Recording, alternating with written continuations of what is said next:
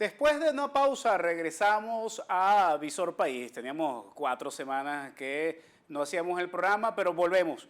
Y estamos con ustedes intercambiando. Les recordamos que el intercambio no solamente puede ser por acá, sino que además también puede ser a través del correo electrónico del Twitter, nickmerevans@gmail.com y el Twitter @nickmerevans. Vamos hoy a centrar en la parte de la editorial, el primer segmento, sobre lo que es inevitable conversar. Ganó Trump en las elecciones en los Estados Unidos. Vemos esta nota de la BBC que dice: elecciones de Estados Unidos, Donald Trump derrota a Hillary Clinton y será el próximo presidente de Estados Unidos. Yo no les voy a dar ningún tipo de análisis en relación prospectivo sobre lo que significa la victoria de Trump. Eso lo iremos seguramente analizando posteriormente. Va a ser absolutamente inevitable.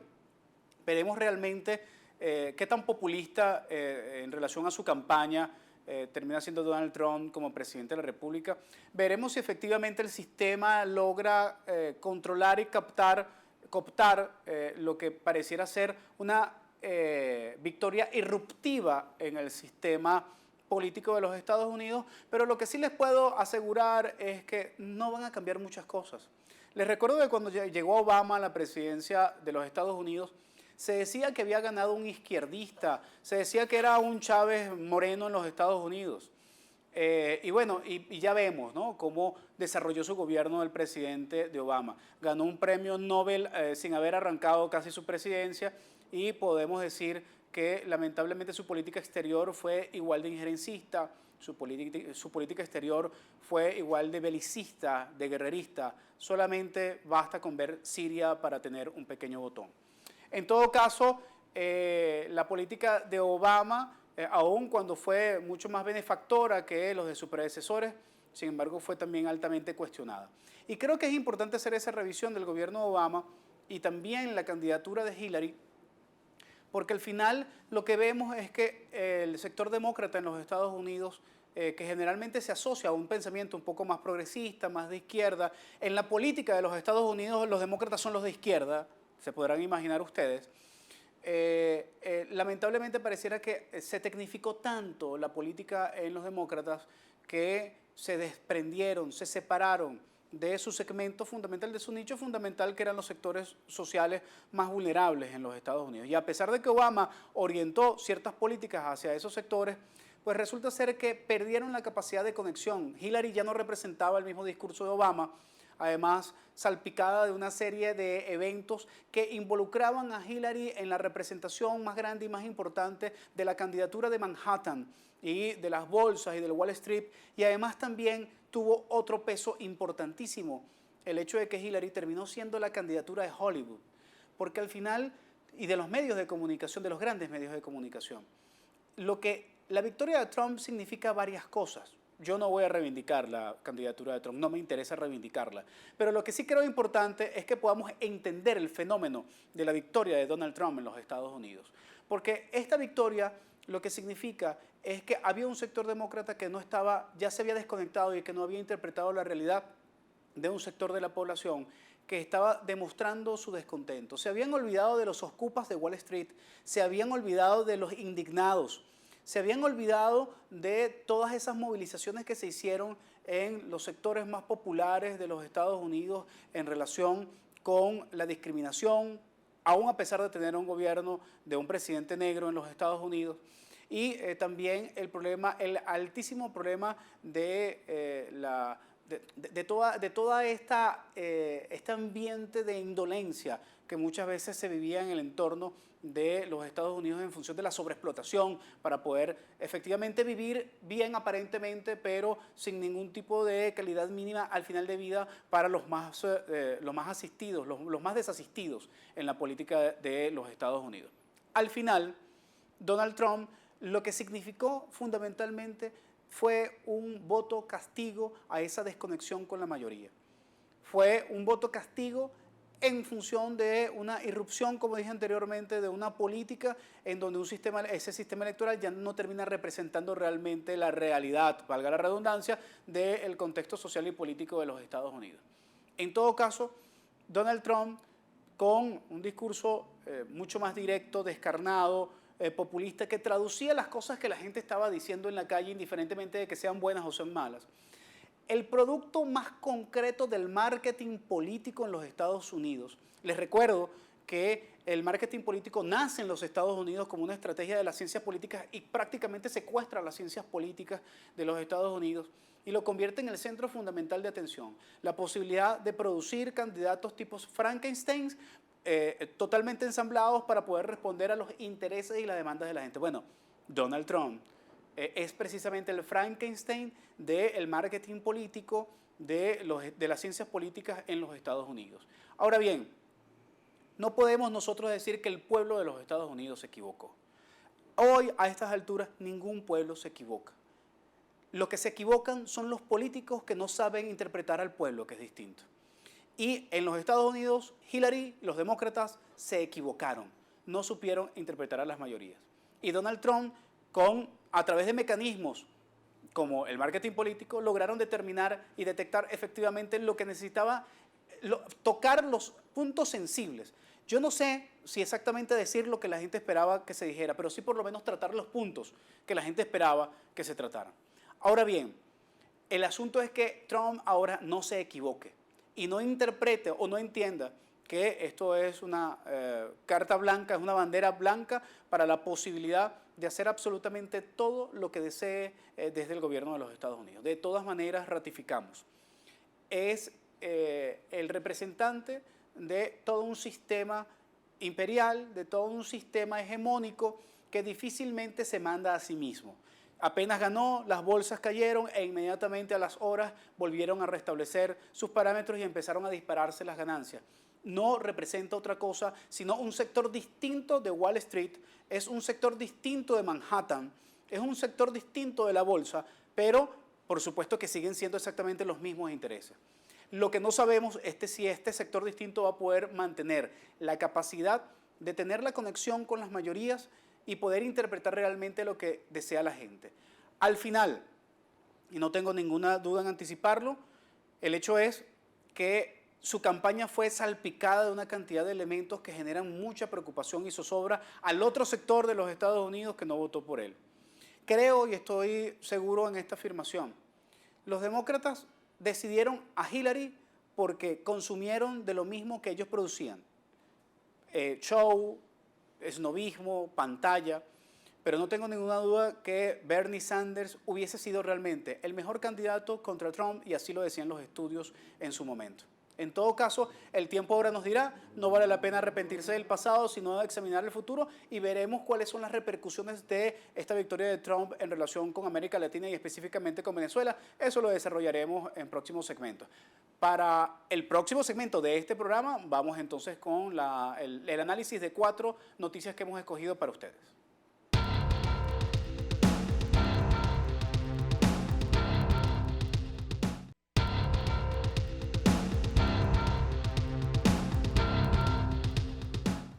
Y en este segundo segmento de Visor País, como siempre, vamos a hacer el análisis de 4 titulares que nos han llamado la atención en algunos medios digitales. Y el primero con el que vamos a avanzar es el siguiente, lo tomamos de aporrea.org. Rodríguez Torres propone gobierno de consenso por 2 años y elecciones generales.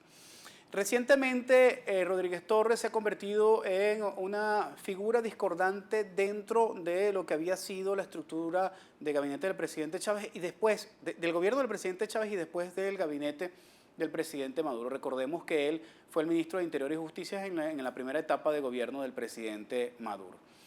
Este personaje, después de haber sido director del SEBIN y haber tenido infinitos cargos dentro del gobierno y haber sido parte del 4F, hoy trata de vender una imagen de outsider, una imagen de un chavista reformado, de un chavista que no está vinculado con el gobierno de Maduro y trata incluso de hablar en términos de conciliación, de paz, de diálogo. Es efectivamente su promoción en los últimos tiempos y últimamente ha hecho mucha política a través de Twitter.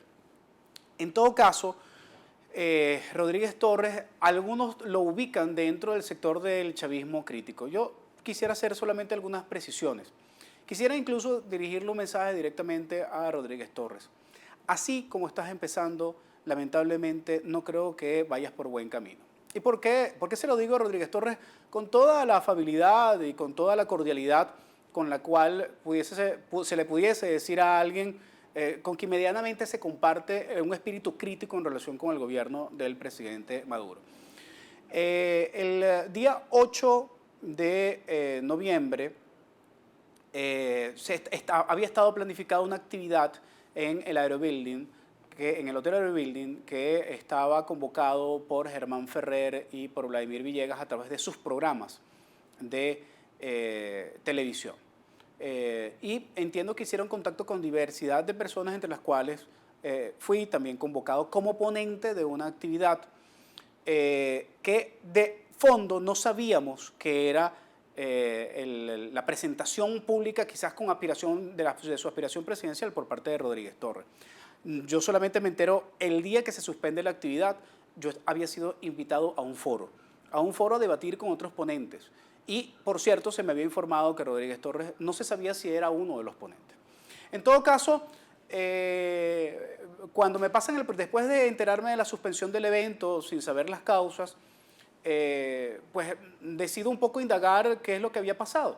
Y me llega el programa en donde yo no estoy incluido. Llamo a los organizadores que me habían convocado y efectivamente tratan de dar alguna respuesta bastante incómoda en relación al hecho de que no era yo un ponente, sino que al final iba a tener un derecho de palabra y que no me habían informado porque pues simplemente no me habían informado, no les interesaba informarme del cambio de ellos.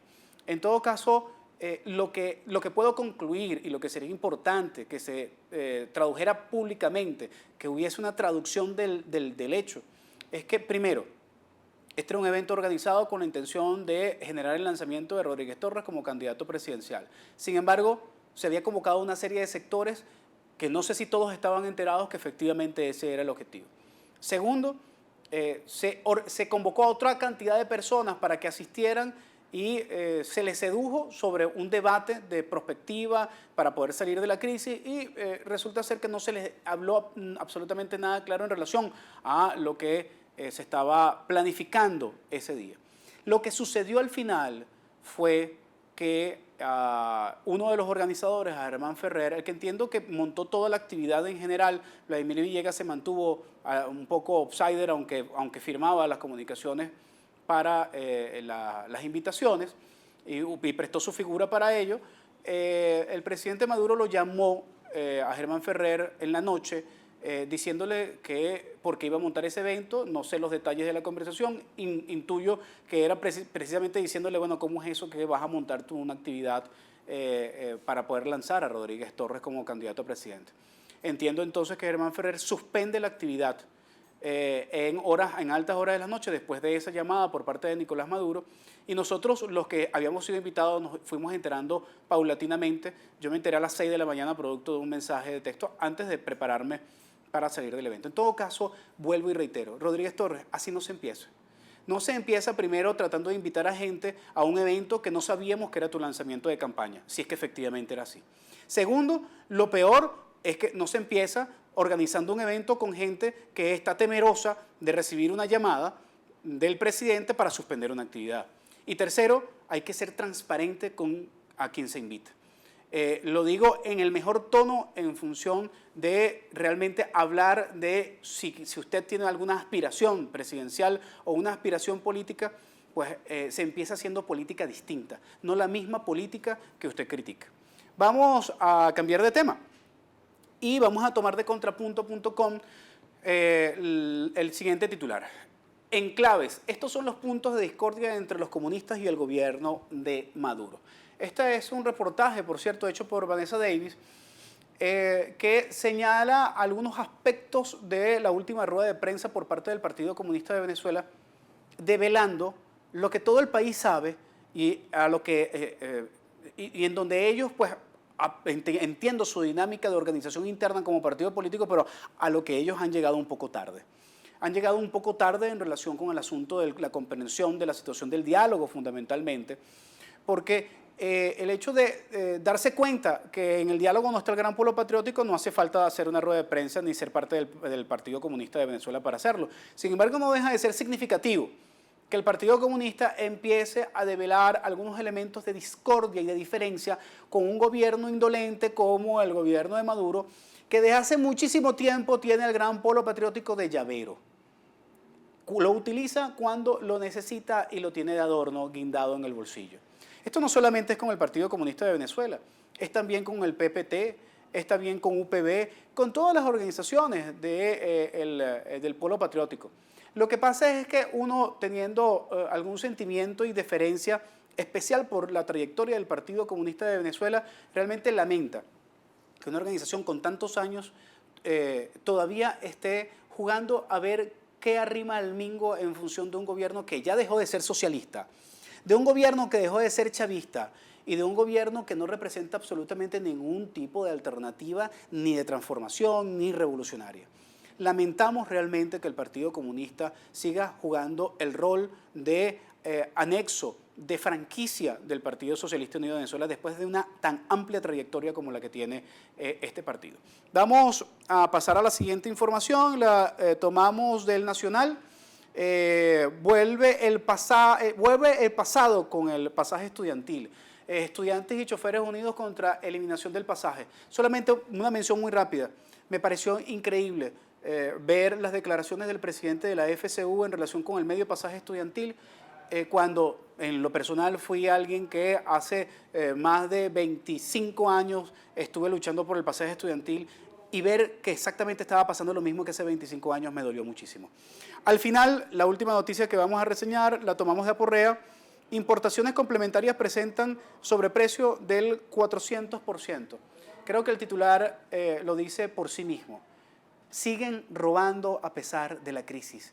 Siguen robando, jugando con el hambre de la gente. Qué lamentable. Para el próximo segmento vamos a tomar declaraciones de Annalisa Osorio en la rueda de prensa en el marco de la Plataforma por la Defensa de la Constitución que sucedió recientemente.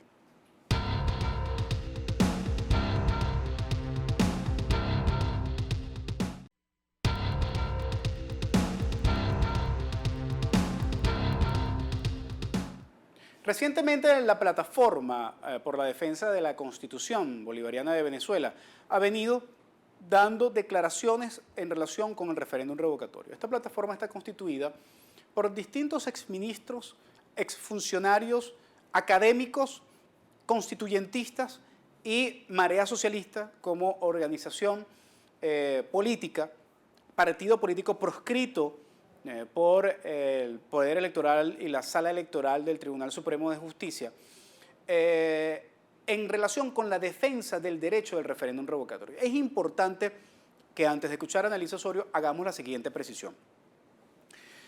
Defender un derecho no implica el deseo de ejercerlo o estar de acuerdo con el resultado, sino simplemente es un asunto de principios.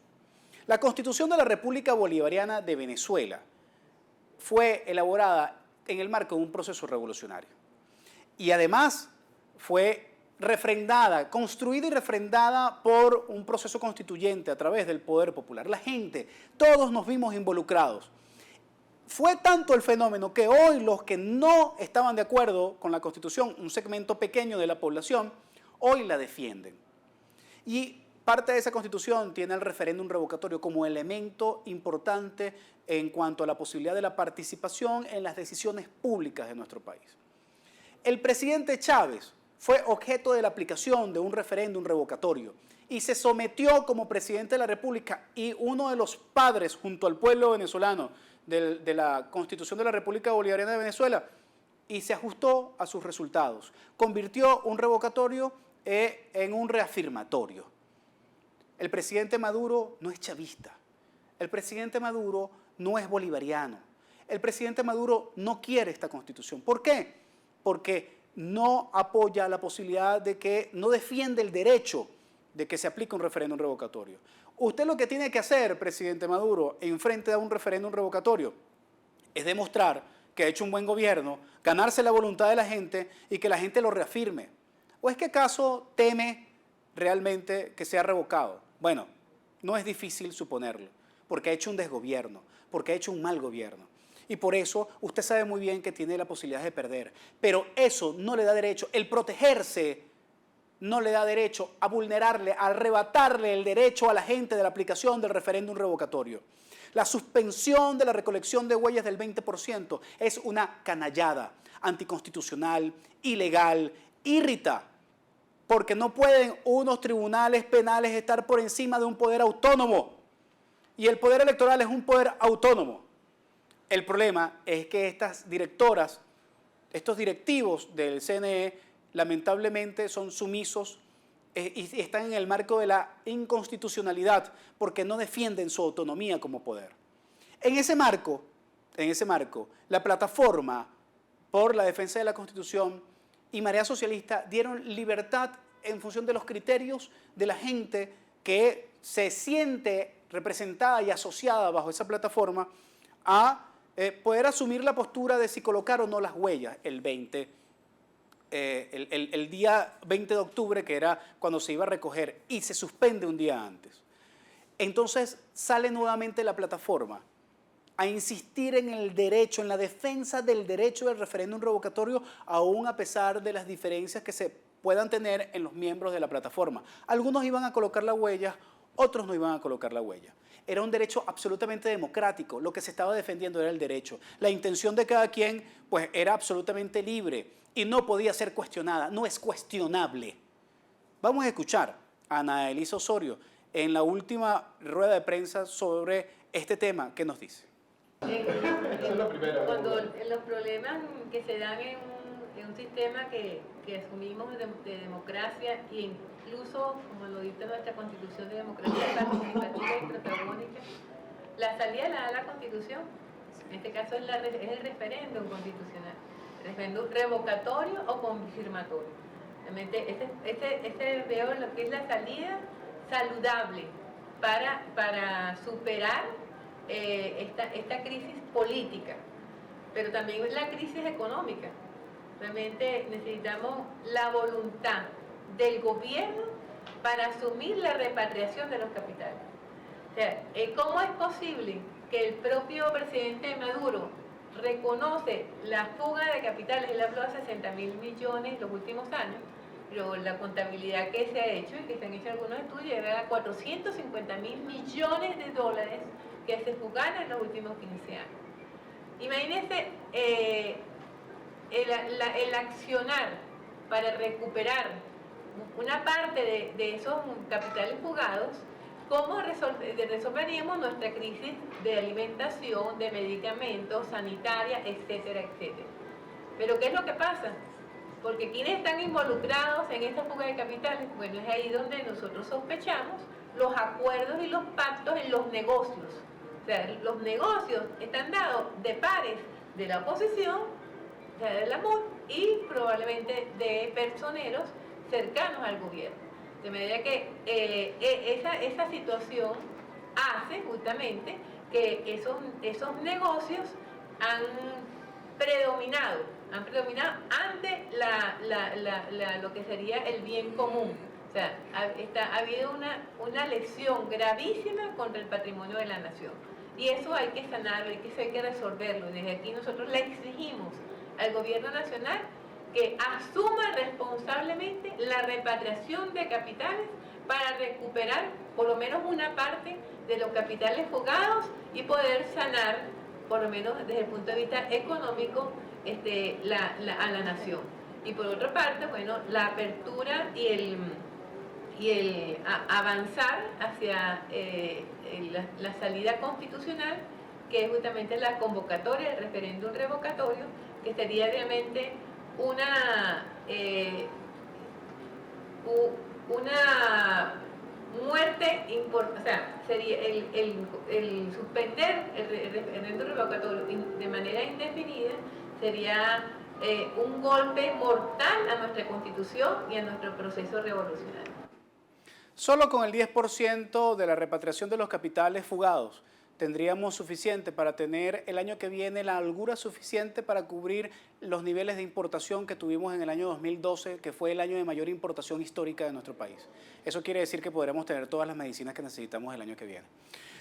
Para finalizar, es importante reseñar lo siguiente.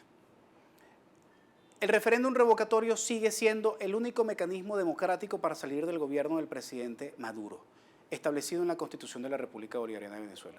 Y el haber suspendido la recolección de huellas no implica que el referéndum revocatorio esté caduco o esté fuera de lugar. Un referéndum revocatorio en el 2017 sigue siendo un escenario interesante. Lo analizaremos en el próximo programa. Un abrazo del tamaño de la patria grande y nos encontramos la semana que viene en Visor País.